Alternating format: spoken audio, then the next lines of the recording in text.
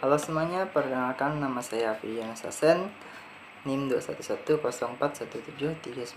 Saya dari kelas M3 semester 2 jurusan Manajemen Fakultas Ekonomi Universitas Pancawakti Pontianak. Pada kesempatan kali ini, saya akan melanjutkan tugas terstruktur mengenai video pembelajaran untuk ujian tengah semester mata kuliah Manajemen Operasi dengan dosen pengampu Ibu Putih Febriasari.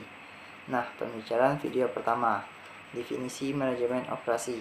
Manajemen operasional adalah bentuk pengelolaan menyeluruh serta optimal pada aspek tenaga kerja, barang-barang, dalam kurung mesin, peralatan, dan bahan mentah, atau faktor produksi lain yang bisa dijadikan produk barang dan jasa yang lazim diperdagangkan. Peran manajemen operasi dalam organisasi. Peran manajemen operasi dalam organisasi berdasarkan integrasinya dengan bidang pemasaran, keuangan, dan fungsi pendukung lainnya, yaitu manajemen operasional digunakan dalam menyusun strategi bisnis untuk mengoptimalkan sumber daya perusahaan, juga meningkatkan daya saing dengan perusahaan lain. Strategi bisnis yang dimaksud mencakup pengadaan bahan baku, pemasaran, kemampuan finansial, dan pengoptimalan sumber daya manusia.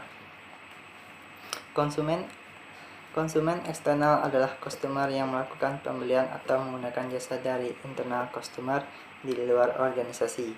Konsumen internal adalah setiap orang dalam organisasi atau perusahaan yang bekerja sama Anda. Pelanggan internal akan memberikan hasil kerja terbaik dalam proses setelah Anda. Supplier, pemasok eksternal, semua orang di luar perusahaan termasuk supplier, pemerintah, dan masyarakat yang masuk produk. Pemasok internal, semua orang di dalam perusahaan yang menghasilkan produk untuk rekan kerja yang lain di perusahaan, dalam kurung terkaitan antara bagian.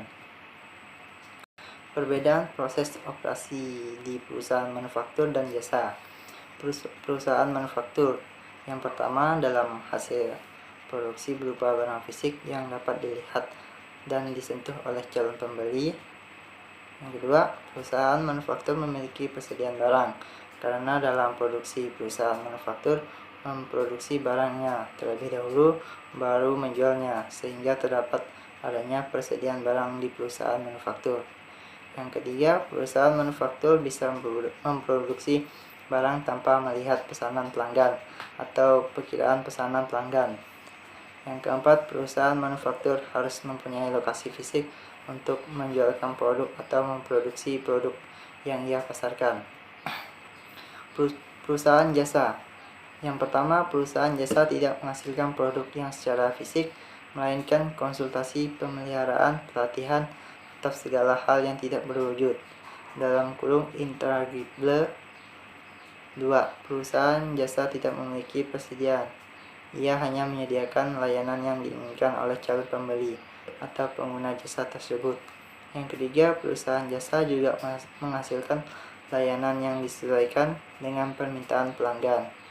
Yang keempat, perusahaan tidak memerlukan lokasi fisik. Hubungan antara kualitas waktu dan biaya dalam pelaksanaan sebuah proyek. Hubungan antara waktu dan biaya total proyek adalah perjumlahan dari biaya langsung dan biaya tak langsung yang digunakan selama pelaksanaan proyek. Besarnya biaya ini sangat tergantung oleh lamanya waktu durasi penyelesaian proyek. Keduanya berubah sesuai dengan waktu dan kemajuan proyek, meskipun tidak dapat dihitung dengan rumus tertentu, tetapi umumnya makin lama proyek berjalan, makin tinggi kumulatif biaya tak langsung yang diperlukan. Imam Soeharto, 1999. Tujuan manajemen proyek. Yang pertama, menyelesaikan tepat waktu. Yang kedua, mengelola risiko. Yang ketiga, mengelola tim. 4. Membuat perencanaan yang tepat. Yang kelima, menjaga anggaran. Kurva Project Lifestyle. Project Lifestyle adalah siklus kehidupan dari proyek sejak proyek itu ditentukan dan direncanakan hingga proyek memasuki tahap akhir dan dievaluasi. Untuk mencapai proyek, seseorang project manager akan menerapkan kesuksesan tahapan dari project lifestyle. Dimensi-dimensi manajemen kualitas. Dimensi kualitas merupakan syarat agar suatu nilai dari produk memungkinkan untuk bisa memuaskan pelanggan. Sesuai harapan, adapun dimensi kualitas produk meliputi kinerja, estetika, keistimewaan, kehandalan, dan juga kesesuaian. Baiklah, sekian dari saya ucapkan terima kasih.